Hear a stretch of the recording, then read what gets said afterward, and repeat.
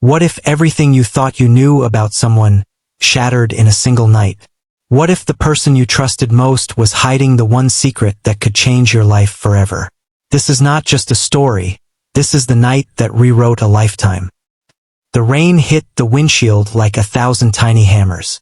Sarah's hands trembled on the steering wheel as her phone buzzed on the passenger seat. Another call from him. She didn't answer.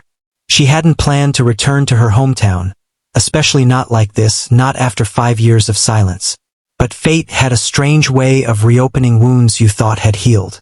Sarah Thompson was a successful journalist in Chicago, known for her hard-hitting truth and fearless writing. But behind her confident smile, she carried a silence that weighed heavier each year. She hadn't spoken to her best friend Emily since the night they argued and parted ways. That night had ended with tears, slammed doors, and a promise to never speak again. But now Emily was gone, dead. The call came 2 nights ago. A car crash. No foul play. Just gone. Sarah had stared at the phone long after the call ended. She hadn't cried. Not at first. Then the flood came. Now, as she pulled up to Emily's old cottage, where they'd grown up like sisters, her heart felt like it was being gripped by cold iron. The front porch was dimly lit, the wood creaking under her boots. Everything smelled like the past. Lavender, damp leaves, and a hint of cinnamon. She used the key Emily's mother had sent and stepped inside. The house was too quiet. In the living room, everything was as Sarah remembered. Pictures of them as teenagers, laughing at the lake, camping under the stars. One frame caught her eye. It was from their senior prom. Emily wore that blue dress Sarah always teased her about. Sarah herself stood beside her, wearing red. They looked so happy, so safe. She sat on the couch and buried her face in her hands. And then, she saw it. An envelope on the coffee table. Her name written in Emily's handwriting. Sarah, if you're reading this, then I'm gone. And I'm sorry. I'm sorry for the silence, for the pain, and for keeping the one thing you deserve to know.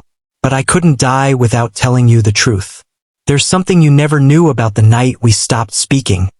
Her hands shook as she opened it further. 5 years ago, the night you told me you were leaving for Chicago, I didn't just get upset because I was scared of losing you. I was scared because I had been keeping a secret. One I promised I would never tell anyone. But that night I almost did. And I regret that I didn't, because it changed both our lives. Sarah blinked, confused. What secret? You remember James, don't you? Sarah's heart clenched. James was her high school boyfriend, her first love, the one who had vanished from her life just before graduation. No note, no explanation. He didn't leave you because he didn't love you. He left because I asked him to. The words hit her like a punch in the chest. It wasn't out of jealousy. It was fear. James came to me the day before he left. He told me he had been diagnosed with a rare heart condition. He didn't want to burden you, but he was scared. He asked me not to tell you, but I couldn't lie to you, so I begged him to tell you himself.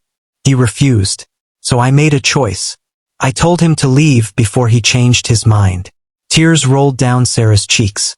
I thought I was protecting you, but all I did was hurt you. And him. He died 2 years later. I never had the courage to tell you. Until now. The letter slipped from her fingers and floated to the floor. James hadn't abandoned her.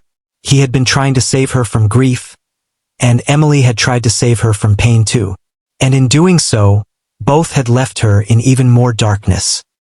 The next day, Sarah visited the cemetery. She found James' grave small and modest, just a few rows from Emily's newly dug one.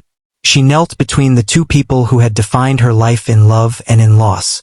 I wish you had told me, she whispered, voice cracking. I would have chosen to hurt with you, not to live without you. There was no answer, only the wind brushing her face like a quiet apology.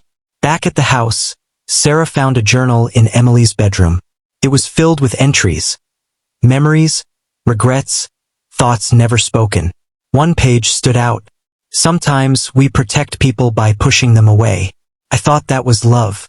But real love is choosing to stay, even when it hurts. I hope one day Sarah understands. In the weeks that followed, Sarah stayed in town. She didn't return to Chicago right away. Instead, she helped clean out Emily's house. She reconnected with old neighbors. She laughed. She cried. She healed. And then, one night, she sat at the desk with a blank page before her. She wrote an article not about politics or war or scandal, but about friendship, about silence, about the cost of secrets. One night, one secret. The headline read,